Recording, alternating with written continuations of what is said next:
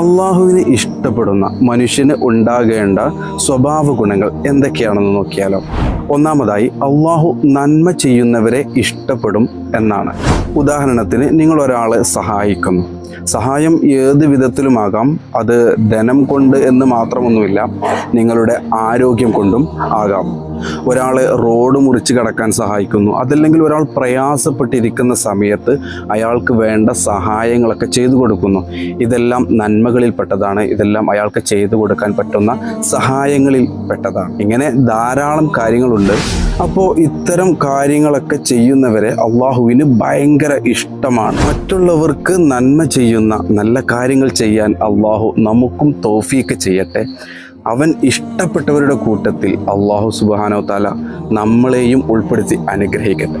ഇനി അള്ളാഹുവിനെ ഇഷ്ടപ്പെടുന്ന രണ്ടാമത്തെ സ്വഭാവത്തെക്കുറിച്ച് അടുത്ത വീഡിയോയിൽ ഞാൻ പങ്കുവെക്കാം.